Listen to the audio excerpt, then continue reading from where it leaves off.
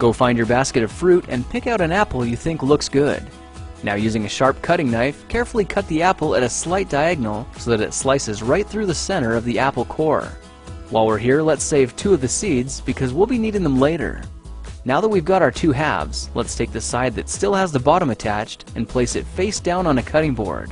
We'll need to place 2 butter knives perpendicular with the top and bottom of the apple.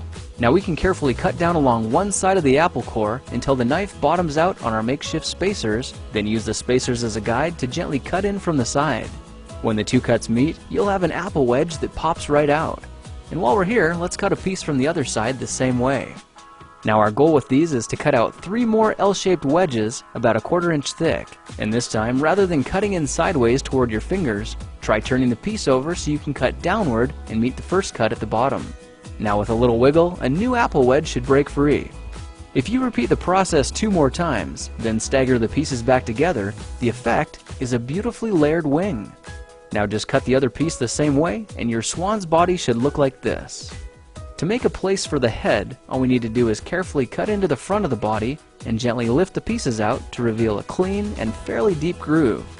At this point, we can go ahead and grab the other half of the apple and place it between the butter knives like before, but this time we're just going to use them as spacers to cut an even slice off the bottom. You can see that repeating this process 3 or 4 times gives us a nice variety of shapes and sizes. Now look for a piece that resembles a heart that's been slightly flattened on top. All it takes to form the swan head is 3 strategic cuts with a knife. I made 1 angled cut to form the head, a horizontal cut to form the neck, and 1 slanted cut at the bottom for the base. Now you should be able to see how this is coming together, and to clean it up a bit, just use your knife to round off the sharp edges. All that's left now is to place the apple seeds where you think the eyes should go, then use the side of a butter knife to press them firmly into position. When both eyes look good, simply drop the neck into place, and you're done. You've just created a beautiful and decorative apple swan.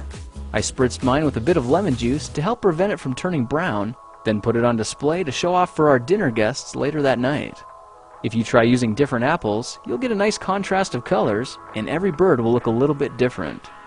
Well, now you know how to take any ordinary apple and turn it into a decorative and edible apple swan.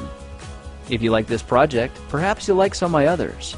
Check them out at thekingofrandom.com.